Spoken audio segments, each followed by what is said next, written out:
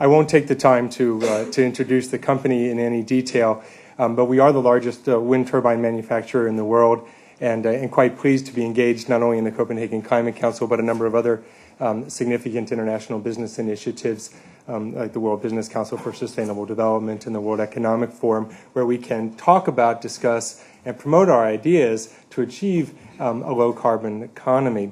We were asked by the organizers to speak about the three key principles that we would like to see embodied in the treaty. And at Vestas, we offer one, keeping it simple. And from our perspective, the overriding principle must be that the treaty sends a bold signal that the world has to accelerate the transition to a low-carbon economy. And we can do that by the rapid and massive deployment of readily available low-carbon energy technologies. I think we all know that time is not on our side. We also know the science. I'm not going to review it here, except to focus on the key message, a key message from IPCC, that we have to stabilize and begin to reduce the concentration of greenhouse gases in the next 10 to 15 years if we're going to succeed in keeping the temperature to a reasonable level. So there is a sense of urgency. Now, accelerating that transition to a low-carbon economy requires a number of significant actions. But a key element that's already been touched on to a certain degree is the inclusion of ambitious near-term emission reduction targets. Again, focuses on, from our perspective, what's possible today, tomorrow, and the next day, because we don't have the luxury of waiting until 2030, 2020 even, to begin.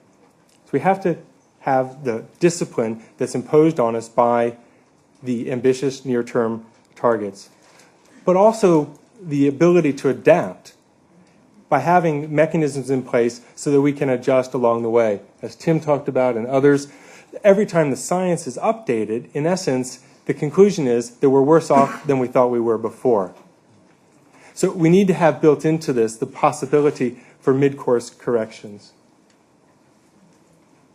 Now, there's a lot of different directions that one could take from this point. I want to talk about just a couple, right, of achieving these targets. Some of the elements, carbon markets, as globally integrated as possible, are an important element. Market-driven approaches to technology cooperation, including financing, has also been addressed, is another important element in the discussion, as well as capacity building, so that recipient countries of the technology that's being transferred or on which there's a greater degree of cooperation can actually adapt and utilize those technologies. But in our view, the carbon markets and technology transfer issues only scratch the surface. In and of themselves, for carbon markets, for example, in and of themselves, they're not likely to send a sufficiently strong price signal to really accelerate this technology shift that is so essential if we're going to achieve the goals that we set out for ourselves. So, if we're talking about the massive, rapid uptake of available technologies to get us to where we want to go, we can take some inspiration from the IEA and the World Energy Outlook recently published, that in order to make this happen, governments have a responsibility and an opportunity to adopt policies, financial incentives, and regulatory frameworks that will advance us down this path toward a low-carbon economy. Now, there are a lot of good ideas out there about where to go with an admonition, with a challenge like this from the IEA. But from our perspective, we want to circle back to the overriding principle that we started with, which is accelerating the transition to a low-carbon economy through the massive and rapid application of available technologies. And so one way that we can do this is to encourage governments to just get going, not to think and delay and talk about shared visions in 2050. While that may be important, we can do things now. And I want to focus on a couple of the barriers to the greater uptake of renewable and modern energy sources. One of them is simply the grid capacities in many countries, including the United States and Europe.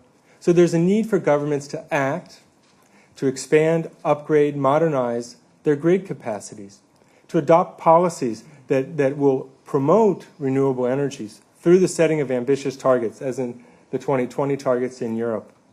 What follows from that is many other policies that help get to those targets, like ensuring adequate price supports for renewable energy and guaranteed access to the grid so that investors know that if they invest in renewable energy, when it's produced, it will get bought, it will get fed into the system. Issues like streamlining planning and permitting processes are also very important. Now, I understand that these are just a number of key enablers, and that many of these specific points are not going to be included in a global climate treaty. But they are logical consequences of the foregoing discussion, and therefore worth mentioning. And because everybody knows that we have to adopt a multiplicity of actions, and these are among some of the important enablers, and there are, of course, many others. So, I want to return to where we started, that in our view, the treaty should embody a clear signal to accelerate the transition to a low-carbon economy, and do so by adapting and adopting the low-carbon technologies that we have already available to us.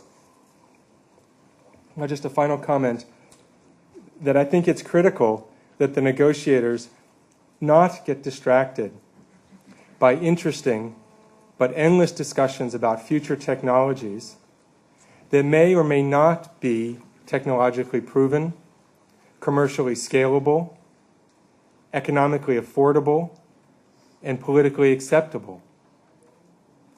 There's, of course, a compelling need to pursue new technologies, and we have to do that, but not at the expense of what's possible already today. The good news is that time can be on our side. It's up to us to make use of it.